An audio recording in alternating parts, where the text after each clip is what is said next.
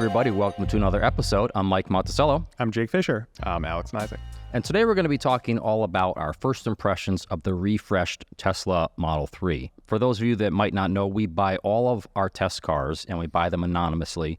So if we rent a vehicle from an automaker, then we won't test it. In this case, we bought this Tesla Model 3, so we will be testing this. But these are our first impressions of what we think about it so far. So we bought a Model 3 long-range all-wheel drive, which has 394 horsepower from Dual Electric Motors. There's also a less expensive Model 3 with rear-wheel drive and the standard range battery, which has 241 horsepower. And Tesla says a performance version is coming with over 500 horsepower. Our car is equipped with full self-driving capability. We're going to talk a little bit more about that later in the show, so that's a little teaser. But Jake, I'm going to start with you before we really get into the nitty-gritty of what's new and improved, maybe what's worse. Talk to us about Tesla's such an interesting automaker. Tell us how the ways that they're different from most automakers. Well, there's a whole bunch of ways that they're very different from most automakers, but I think as we're talking about the freshened Tesla Model 3, I mean that's kind of a loaded word. So look, when you look at every vehicle on the market, they get redesigned at a certain cadence. For the most part, it's every 5 years. I mean, some of the automakers like clockwork, right? It's like, 5 years have gone by. It's the new Corolla, it's the new Camry. Tesla is different. And to this date, we have not seen a Tesla redesigned car. They have not redesigned. Fully redesigned. Fully redesigned. And right. So just, car geek to the world, redesign generally means, let's get right into it. There's a body in white. Okay, body in white is kind of the term of what the actual metal of the car is, right? So that's actually, kind of the whole body of the car. And that gets redesigned, gets changed. Usually it gets changed with some major systems and whatnot for most cars if you're not a Tesla. Right. We haven't really seen this. So Tesla is kind of what we would call a freshening. We usually kind of change the headlights and the taillights in some systems and whatnot.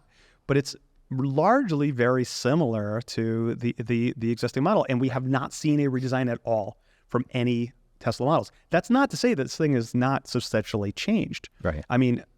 First impressions, let's get right into it.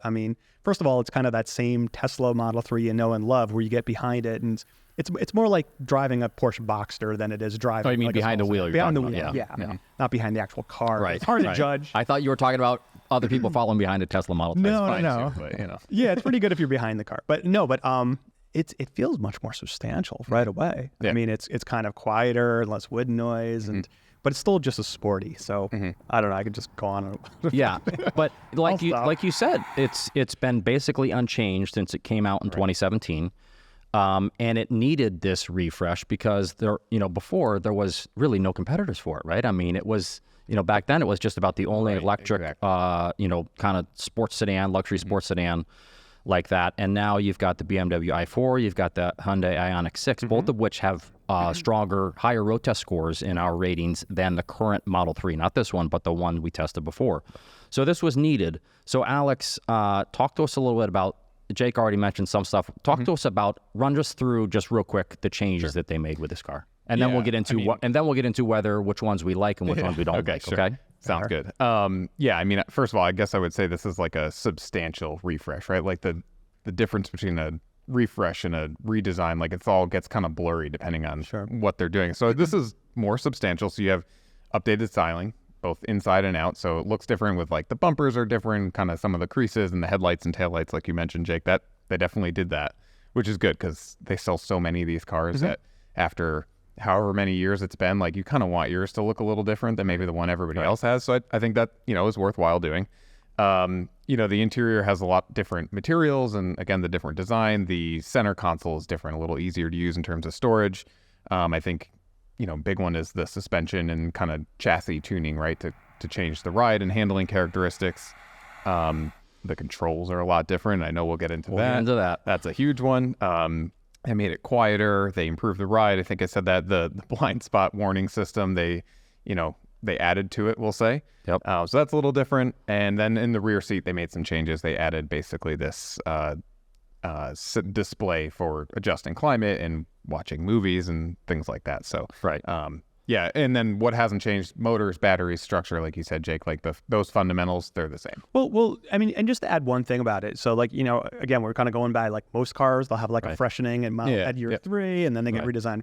The other thing about this car and all Teslas really is that they're constantly making tweaks. Yeah. So yes, less a lot obvious, of change, but like less obvious, incremental. But yeah, I mean, there has been a lot of changes. I mean, the pricing changes by the minute, but it's like, certainly the infotainment and a lot of those things have tweaked along the way. So it's not the first time they've changed the car.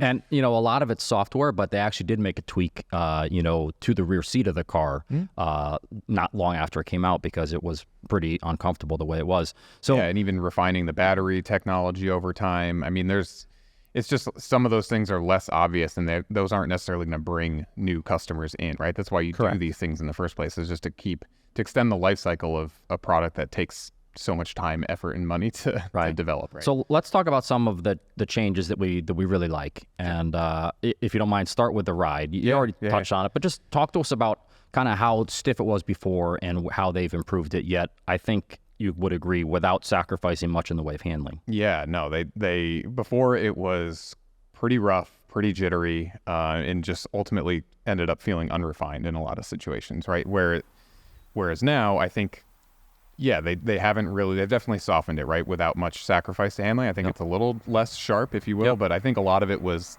what you would call maybe the high-speed tuning of the dampers, right? It couldn't absorb those quick impacts and kind of the rough pavement and things like that. It started to kind of fall apart. So doesn't feel that way anymore. It's still a, tightly sprung, if you will, or like a firm suspension. So it doesn't feel like they went from a sports car to a Cadillac, old school Cadillac type of ride or anything, but it's a lot more refined, and it just absorbs bumps better and things like that. I mean, I think they were successful. And they had to do that because, like you said, you look at the i4, you look at the Ioniq 6. I mean, there's some really serious competitors. Yeah. And you know what? I mean, what strikes me about kind of that, it feels more mature, right? Oh, you think about the ride and even the quietness, but it's what strikes me is that we still have our Tesla Model S.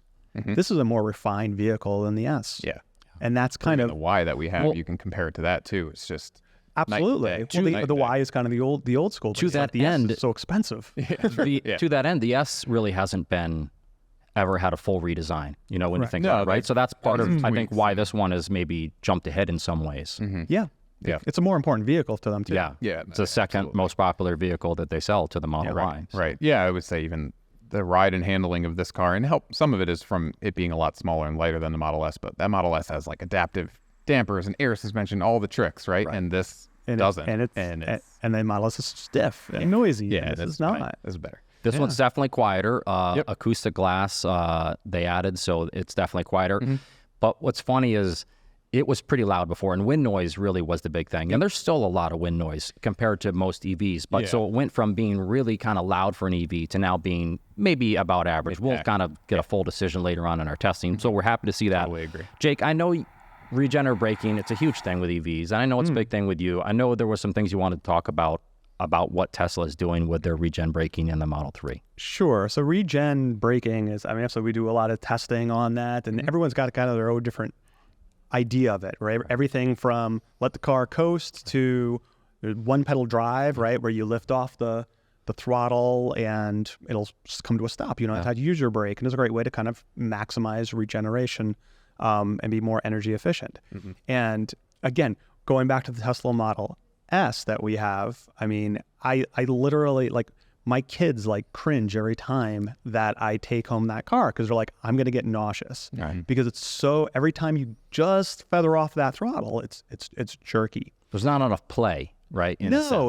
So you really got to work in order to do that. I don't mind driving the car that way, but I feel bad when my passengers want to throw up. That's not a good thing. But anyway, so other vehicles have all different modes, and there's 5 versions, and there's ones that kind of can sense a car in front of you, and they could do regen in there. This was interesting to me because in my estimation, it's not jerky at all. So you lift off the throttle, it's smooth, but it will come to a complete stop, and it kind of builds gradually. And I want to spend more time with the car, but kind of my initial, I have not seen a better tuning when it comes to regeneration than I've seen on this Model 3. And one thing we said about Tesla is they've been at this game longer than others. Yeah. So it's kind of like maybe they've really gotten that customer feedback and they figured out how to tune it, but it's like, wow, something that could really truly do with a one pedal drive, but it's easy to drive smoothly. Wow, I think they nailed that. Yeah. With the one caveat, and I think you're about to go there, Alex, is that you can't adjust it. It's not, like a lot of systems you can adjust even how strong the one pedal driving is. Right. But you can't do that here. You're kind of stuck with what you're stuck with. But at least to your point, they did it well. So this is an interesting thing also about this is the Apple versus Android debate. This is the Tesla versus other. So follow me here. I know it's going to maybe be a long one, but it's like you think about like BMW or Mercedes-Benz and the gauge cluster. Now you've got like 12 different versions of the gauge cluster. What does Tesla generally do? You got one version, but they try to make it. If you can make it good and it's one version, it's good. This is how you mean one level of one setting of one setting. You look at like an iPhone, right? It's like, okay, it works. I can't customize it in a zillion ways, although we're getting a little bit more of that.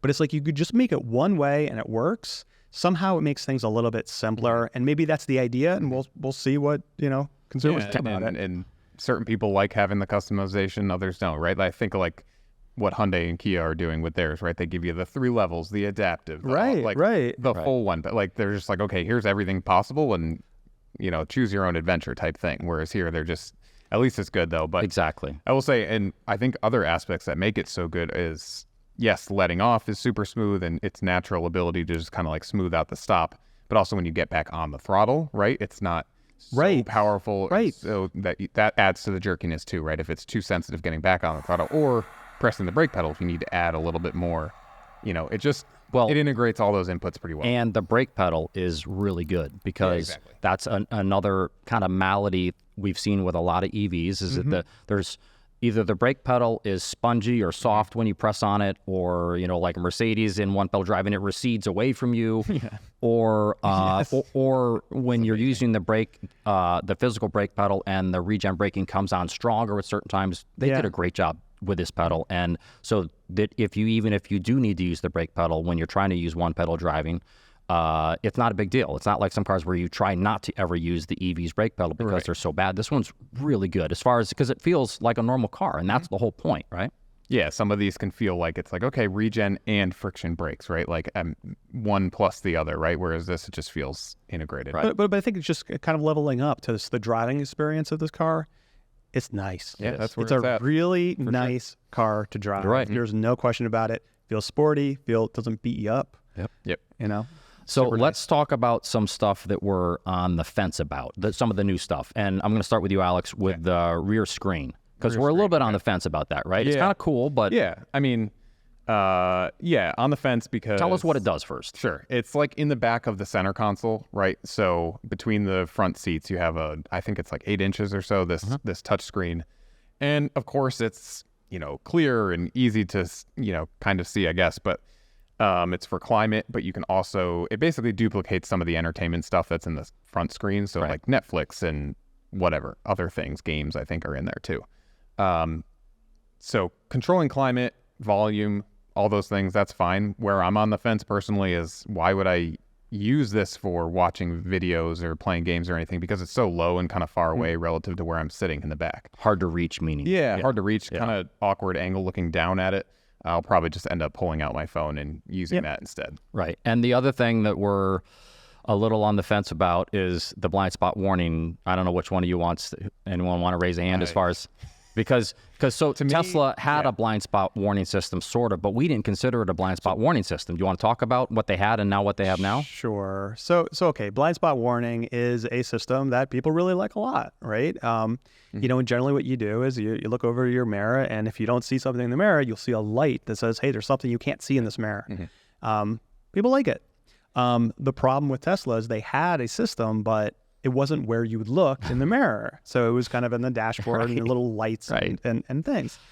It wasn't even lights. It was like these little patterns, and right? The Model 3 doesn't have the instrument cluster, only the center screen. So you got to... So you'd watch vehicles move around it. So you look to the left to see if there's a car there, and it's not there, but there's some kind of over there. There's some kind of indication. You have to have really good peripheral where you shouldn't be looking. Where you shouldn't be looking with a whole bunch of other information. So we obviously said, hey, it should be like every other car. It should be over there by where you should be looking. and they absolutely put an indicator where you should be looking.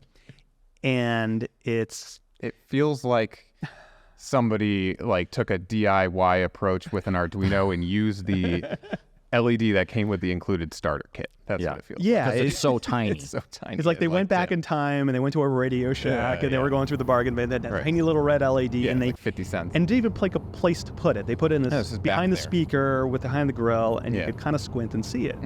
But you don't know where to look for it until it's already on, basically, because there's no. At least normally there's a symbol in the mirror that you could see. Okay, that's where it will light up when when it does, right, or something like that, and it's just not great. It seems like there totally an afterthought. Yeah, but let's talk about something that's even worse, and that is the controls. Jake, I know controls are a huge thing with you because they've made some changes to these controls. They are much improved over the Tesla Model S. Okay. See what I did there? Yes, I didn't know where you're going with that one. I am happy that it's not a half a steering wheel. Right. So we tried that with our Tesla Model S. That's not good. But they've taken away our turn signal stock and our gear selector. I'm staying positive. I'm not going there yet. Okay. I have a horn button in the middle, unlike the Tesla Model S. Right, true. So, but yes, you're exactly right. We've taken away the stocks. The turn signals are these capacitive switches that just doesn't work very well. I mean, if you want to design a way to try to get people not to use their turn signal to compete with BMW, maybe. A BMW. It kind of rides like one now, so it kind of makes sense. But it's like, why would you do this? Right. And yeah, it's like what we've talked about. It's like, you're going in, you're getting out of a parking lot and your steering wheel is turned 180 degrees. Yeah. And they're over here, and the one that says right is actually the left one. It's just, you have to look down every time to use it. Whereas a regular turn signal stock, you don't ever have to look at it. You just, it's there. And like the motion of me turning to check the blind spot, right? Or kind of works together, right? As I turn my body to look over, like I can kind of just do the stock or whatever. But I will say I got used to the way that it works in terms of auto cancel, right? Okay. Because it's looking at the road, it's looking at the lane. So I think, initially I thought, okay, how do I get it to do the 3, flashes, right? To just do a quick, not permanently on. Right. But you actually don't have to do that because it'll just notice you're in the next lane or you've completed the turn in it. I never had a situation where it was on too long or not on long enough. So like that part of it worked. But the problem is when, especially around here, the way people drive is, sometimes you got to make a quick maneuver or do something, right? And when those situations get a little hectic or whatever it might be, that's when I'm going to forget about it because it's like, I got to pay attention to what's going on. I can't look down and press this button on the steering wheel. I would say like on the highway, changing lanes, it's not bad. My problem is, you're waiting at the light, the wheel is turned and it's like, it's not where you want it to be. Which one am I supposed to press? Now it's confusing because now it's upside down and right. And other thing we're just going to touch on real quick is the gear selector. So it used to be a stock, like a Mercedes, or Tesla, like stock over here, but now they moved it to the touch screen, the giant touch screen. Alex, just talk to us about that. There's a little bit of, some of our drivers so far, I think it's a little counterintuitive the way, at least compared to a regular gear selector, the way they did it.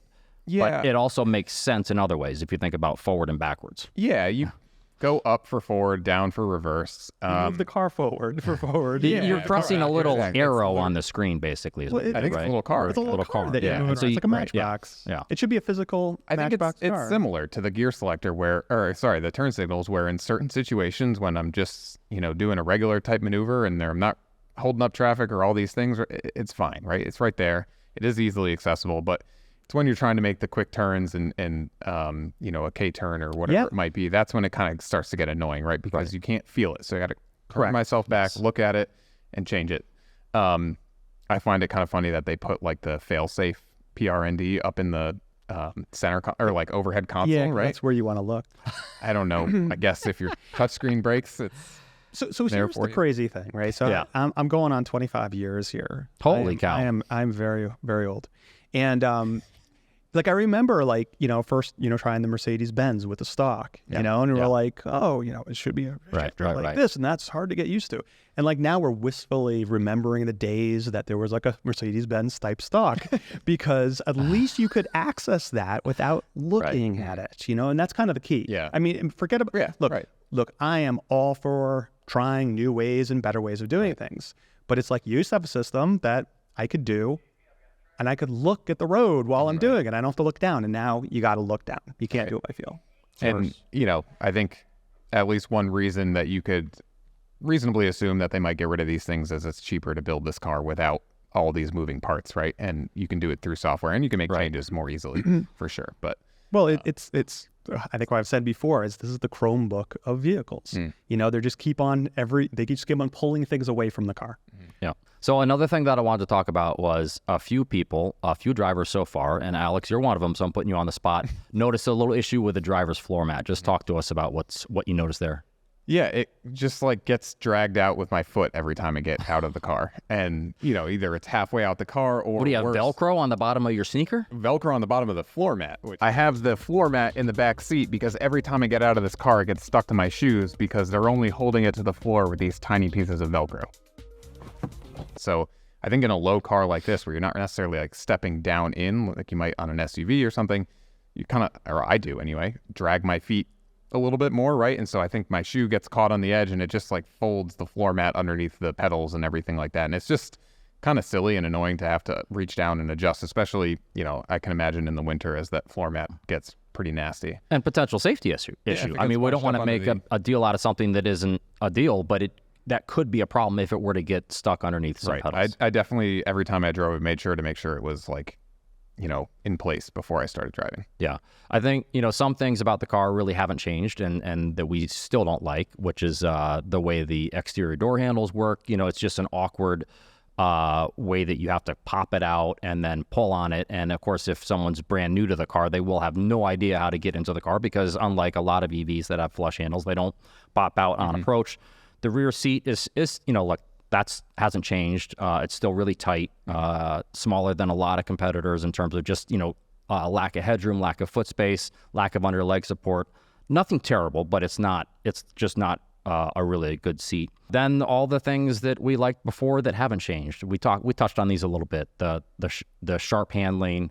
This car has a lot more power than the last one, just because we got the all-wheel drive this time. We had rear drive last time. Yep. It's super fast. It's super fun to just. I know, Jake. You get bored eventually with electric cars, just wooden it over and over. But I still like it. I wanna stick shift. I know you do. Me too. But you touched on the driving position. The driving position is one of the best out there. You just feel so good behind the wheel. You've got this low cowl. Yeah, there's nothing in front of you. The fact that you have such a great view of the road, it's just a perfect armrest, dead pedal. With the way they have the ambient light kind of go from the doors all the way up underneath the windshield cowl, and there's no screen in front of you. It actually gives it a cool appearance. Very comfortable front seats, really nicely bolstered. Driving range has been a Tesla thing for a while. Now it still is. So the estimated driving range on our test car is 342 miles. The rear drive version is 272 miles. And then, of course, another Tesla selling point is the supercharging network. And because it is so abundant, it's generally easier to use than everything else out there. Integrated with the car's navigation. But there is a little issue going on with that. They made an announcement recently. I don't know which one of you wanted to just speak to it. Jake, do you want to take it on? Yeah, well, I guess they're laying off a whole bunch of the people who work on the superchargers, which is arguably kind of one of the big competitive advantages of Tesla in itself, which that competitive advantage may be going away because most of the automakers are going to the Tesla connector, right. And also they're opening up those superchargers. So it's really going to be interesting to see what's going on. I mean, one thing is obviously the other networks are going to be producing more and more of these fast DC chargers and using the Tesla plug. So So maybe it's kind of like they're passing the baton, but we're going to have to see how that really pans out. Right. So maybe it won't be a big deal that they're they've laid off all these people. Yeah, I mean, either way, I think we need more chargers, right? So we're going to get those chargers, but the disappointing part is that Tesla is so good at building them and they're reliable and all these things. They have been really reliable. Yeah. So, increasing the number of them is one thing, and we do need that, but, you want them to also function well. So. Right. Now, we touched on it real early about full self-driving capability. Alex, I guess, explain to people what that is. I mean, a lot of people know what it is, but explain what it is and that there's just something a little odd going on with, with it related to our car and cost and all that kind of stuff. Yeah, I mean, it's their full self-driving software that they've had for a long time, right? And that you historically you opted into it either at the point of purchasing, right? And the prices change over time, but it allows the vehicle to drive hands-free in a wide variety of situations. And it's kind of controversial because of the whole beta aspect, right? And in terms of basically using customers as beta testers on this product and things like that. So, but we bought it so that we can see what's going on with it, get the updates over time, and we own the car for a while. So, but with us specifically, we paid at the time $12,000 when we bought this car to get full self-driving, because you can either buy it outright or subscribe to it as kind of a newer way that you can get this software. And at the time, it was basically $200 a month to do that. And the prices dropped over time since we, purchased the car and whatnot. But I will say, just because the price is $99 today, it could be $200 again tomorrow, or the price is changing all the time, right? So, at the time, it made more sense for us to do it that way, but we'll see where it goes. I think whether or not it makes sense to us at all, I mean, it's a system that doesn't make much sense. Let's just throw that out. It's not. Okay. So we're not what it says it is. It's not fully self-driving. We're not buying it because we think it's a great system. We are buying it because we want to experience the system. Right, of course. Right. But I think our recommendation stays the same. Don't bother with this because it doesn't make driving less stressful. It doesn't really help you. It's you still have to pay attention really, really closely because as Tesla has said, it could do the worst thing at the worst time. So you better pay attention. So that doesn't sound really, really helpful. The other thing is just in terms of global, do you want to trust a company to guide the vehicle who is quite honestly struggling with turn signal technology, floor mat technology? Floor mats are hard. Work those out first before you actually start kind of driving the car by itself. All right. Well, as we kind of wrap things up on it, Jake, just take us on we have a history with Tesla, Consumer Reports does. You even have a bit of a history with Elon Musk. Just take us on a little bit of a trip down memory lane in terms of the ways that we've, in a way, kind of helped them improve their car or cars and things that, this interaction that we've had, not always positive, sometimes negative, but also sometimes good. Yeah, I mean, let me say this. I mean, certainly when we first tested the Tesla Model S, right? I mean, it kind of absolutely blew us away, and as we talked, it kind of like scored above any other car that we've ever tested. So it really did impress us a lot. When the Model 3 came out, we saw a bunch of opportunities to improve the vehicle. We talked about them, and it wound up. I know I talked to Elon Musk for several times for quite a long time about some opportunities in it, including a problem they had with the brakes, where they were able to actually update them over the air in response to what our findings was. Because the stopping distances were abnormally long. Yeah, and it was actually a software problem. So you had a phone conversation with Elon, correct? And hashed some things out and gave him let him know what we were doing, let him know what was happening. Absolutely. And then another time when we tested the Model 3 in the beginning, and we talked about things like it was difficult to access the mirror controls, and they actually made some changes to respond to that. They made some changes to the way summon worked based on our findings. They made some changes to even the noise, or at one point they were actually giving out some of the key fobs because of early issues. So they have been responsive. And one of the things about Tesla is, again, they could make changes fairly quickly. They're not waiting to the next model year or the next model year or the redesign because they're actually doing things like that. I think I appreciate them being responsive to a lot of things that we've called out. And I think they appreciate, our criticism and opportunities for improvement. I think where it gets really confusing is, if you look onto the interwebs, there's a lot of people confused by us because in a world that we live in where basically everyone is picking sides, we don't pick a side. Right. And we're doing it right now. We're saying some really, really great things about this car. Yep. There's also things we don't like. And I think a lot of people, they're depending on where their source is, they're going to emphasize all the good things or all the bad things. You mean media? Absolutely. Yeah, media, we take no advertising dollars whatsoever from anybody. So it all comes from members and donations, and so we buy all the cars ourselves. So we aren't beholden to anybody. So I mean, if I had a dollar every time somebody said, it's like, well, do you like Tesla or don't you like them? I'm like, it doesn't work that way. Right. You know, it doesn't. Out here. There's lots of great things to say about Tesla, and there's other things not so great, and we're going to just keep on doing that. We're going to call it like we see it. Yeah. Okay, so we have a full first drive on the Model 3 up on our website, consumerreports.org, so please go check that out with lots more information than what we already talked about, although I think that was a pretty in-depth conversation. Of course, once we get it up to 2,000 miles, it'll be going through our full road test program, and then you'll be able to check out the results of that as soon as we have them. So with that, let's move on to audience questions. And don't forget, the best place to send your questions, comments, 30-second video clips is talkingcars@icloud.com. And don't forget, folks, we love the video questions. I mean, we don't have any today, but we do love the video questions because we like seeing your guys' face, guys and girls' face. So, and it's always interesting to see the background, especially if there's a cool car or something in the background. So the first question we have today is from Dr. Mark. And Dr. Mark says, are people no longer moving big stuff around? My third 2010 Ford Transit Connect is on its last legs. They stopped building them. Now used ones cost more than they did new. Same thing with the Ram ProMaster City. I use them to transport my paintings and sculpture and to take the bikes to the rail trail.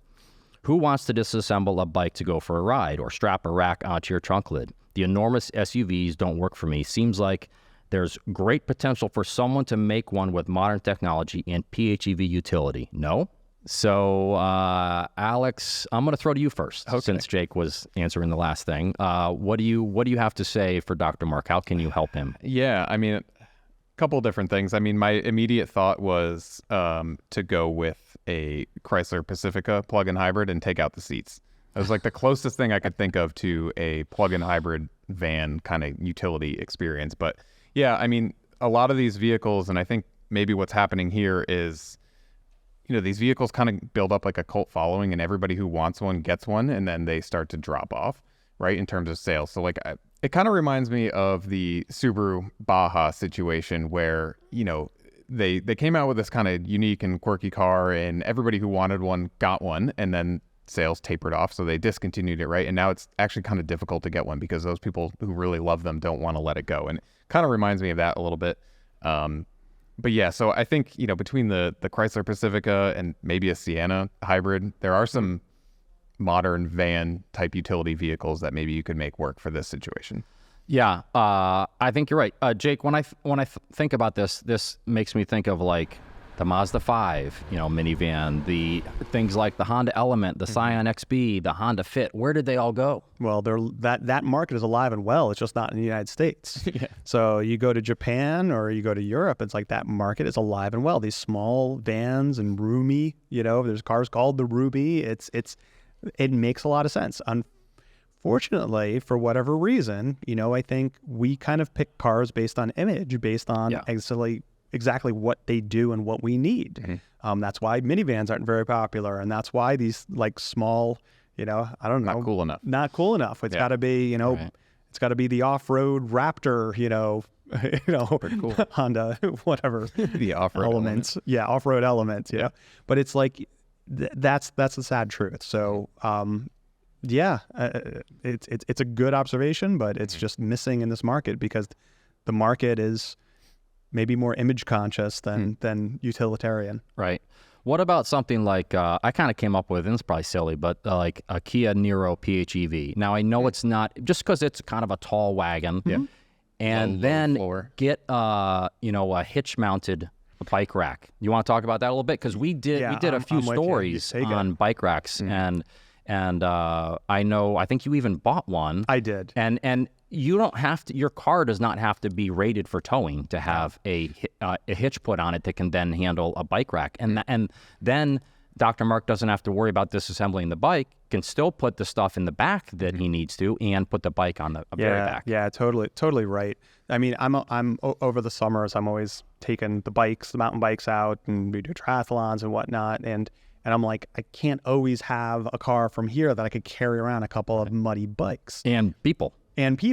So what I do, I spent $160 and I mounted a hitch mount to my kid's old Prius. So we got a 2006 Prius that has a hitch on it now. Now, is it rated to tow? No, but it's perfect to have a two bike hitch mount, and they're terrific. Right. They're solid. They don't rattle. They're easy to load.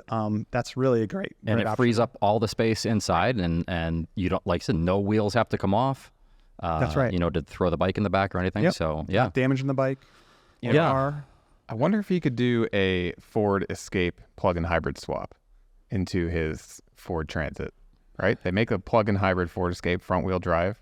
That'd probably be the first plug-in hybrid swap out there. That'd be pretty cool. Oh, you mean put the powertrain go into find the Transit powertrain Connect? from one of, yes, exactly. I think that's your next project, Alex. I don't know if I can handle All you got to do is buy 2 cars and take them apart. Yeah. Hey, if you That's really some want solid your advice there. I like that. good. Yeah. All right, let's move on to another You might as question. well import the car from Japan, right? I mean, it's that's probably maybe the cheaper. other way to do it. That's yeah. Hopefully something will change. And We've got great advice. and yeah, import a car from Japan. That's our advice. Yes. Right. Okay, so another question here from Levi from Kenya.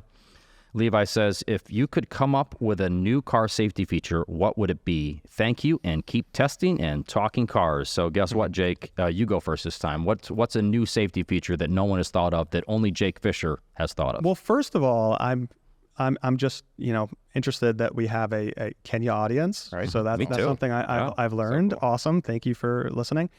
To me, so you know what, like the Apple's, goggles and all that silliness.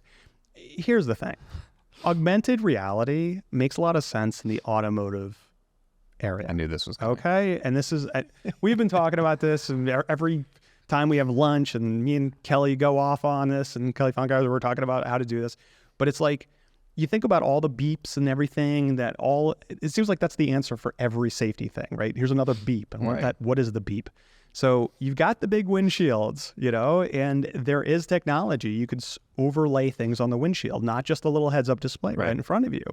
But if you think about it, highlighting things that you should be looking at, and also saying like, hey, something's going over there, I'm highlighting, and if that person doesn't look, give me a nudge, let me know where to look. Right. I think that's ultimately it, because I think safety really has to be helping me drive, not taking over the driving, not full self-driving, not that, but help me drive. And what a better way to help me drive than actually highlighting what I should be looking at and giving me that alert. You know what's funny is that since we were just talking about the Model 3, what with its speedometer and everything over here on the screen, which is not where it belongs, obviously. If there ever was a car crying for a head-up display, it's a Tesla. And the only thing, this is probably going to get cut out because our producer's going to be mad that I say it. The only thing I can think of is Elon Musk's giant ego won't allow him to put one in his car because his people didn't design it, because it's been around for a while. Otherwise, why would they not have that in the car? Too many people are asking for it, so that would be, Yeah, you can't do it. it's mind-boggling why that car doesn't have that, because like you said, that would solve so many things. Just put it all right up there. So you know what you did now? What? Now they won't make one. Oh, because They I were said going to do it because Yeah. you said it. Right. Now to I hurt his you. feelings. Thank you. You're welcome. Thanks a lot. All right, Alex, what's your new and Yeah. newfangled safety technology? It's pretty simple. You know how, and I came up with a few, but I'm going to go with this one because I came up with a name for it. So it's the most fleshed out. And like, Do you have a prototype? not yet, but Okay. working on it. No, you know how in like a lot of cars, there's like a little efficiency monitor or like a eco brake coach, sometimes Ford calls it, or Yeah. whatever, Toyota has one too, like you braking here and acceleration to try to get the I got most 3 green leaves on the way to work exactly today. right. Yeah. So taking for you. how'd you feel about that? I posted about it. Bragging. Yeah. Okay, so take that idea, but basically use it to inform the driver their risk of causing an accident or like an injury. So it called it the guilty conscience call out.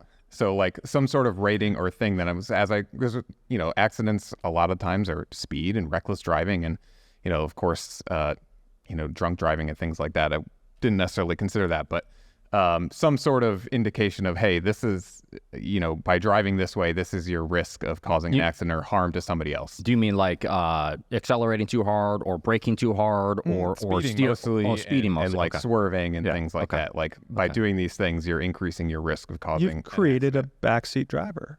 You've reverse Kind engineered. of. I mean, it won't tell you what to do, but it's Slow letting down, you Alex. know Slow down. what you're doing. Yeah, people will love it. So, Say less. it's not a terrible idea. It might not be. My idea is actually a little bit along those lines. What I am actually, and this is true, I'm actually working on this technology. It's called anti-left lane hogging technology. Ooh, and so basically what it does is it's a system that automatically, when you pull out to pass a car, and then a lot of people just hang out in the left lane. This system automatically, once you've passed the car, brings your car back over to the right lane or the center lane, whatever lane you were just in, because I can't stand people that hang out in the left lane. Toli Shumsky, one of our producers, I think is famous for that. But no, it's actually a little bit dangerous when people do that, because it can cause aggressive driving patterns by other people that are stuck behind this person holding everybody up. Now, look, some states do have laws about it, or at least suggestions that, left lane is only for passing. But what happens is now you've got people tailgating this person because they're holding everyone up. That's dangerous. Or they start passing on the right. That's also dangerous. So this anti-left lane hogging technology, this turned into a gripe session of other people, road users. No, but like I said, this is in development right now. So I think it's called flashing your lights. But hold on. That makes people angry. As long as I move out of the way. So here's a question. Actually, I have a question. So I have a question back to people who are listening to this, and you write in your answers. Now, I'm sure everyone notices this, but because a lot of cars have auto headlights and there's a way to turn them off, see more and more cars today with their headlights off at night. Yeah. Here's the question. How do you communicate to a car that has their headlights off when you're driving along behind them or you're passing? How do you communicate to them? Because this is the problem. I see a car with their headlights off and I'm like, I want to know. They don't know I think their headlights there's got to off. be a way to just keep that from happening in the first place, right? Well, right. This is the problem that we have right now. Yeah. So one, that would be great. Backlit gauge clusters and things that make it seem like your lights are on, right? But it's like, or the I DRLs. struggle with this, and I'll go and I'll come behind someone and I'll flash my lights to them, and they're like, this guy's a jerk. I'm like, I'm trying to prevent It's just you Jake from Fisher. crashing. Just Jake being Jake. And then you wind up getting next to them. You try to roll down the window. How is it? Could there be a universal way that we could communicate your lights are off? That's a really good question. I don't know that. I will say that some automakers have these monostable headlight switches, so that it always reverts to auto, which would be on, and so you have to physically turn it off. And so I think that's one way. If that was a law that they had to have that, right? Fixing that could the cars potentially would be good. Right. But as far as the flashing the lights, I know people can get, angry when you flash your lights at them. But I mean, the only other thing you do is drive up next to them and yell out the window, "Your lights are off." It's always hard on the highway. Yeah. Like in planes, trains, and automobiles, when they're going the wrong way and the people are yelling out the window, "You're going the wrong way." Right. And Steve Martin's or John Candy's like, how do they know where we're going? And of course, they're going the wrong way down an interstate. But anyway. So, you know what, folks? We had some fun with this recently, where we came up with, I think, our own designed dream cars. Go on YouTube, and there should be a poll there. Pick whichever one of our safety systems you like the best. It's not a popularity contest. Anyway, but go on there and pick which one you like the best. I'm voting. And or if you have your own idea for a safety feature that's even better, drop us a line at talkingcars@icloud.com. So that's going to do it for this episode. If you want to learn more about the topics and the cars that we talked about, you can click on the links in the show notes. Thanks so much for watching, and we'll see y'all next time.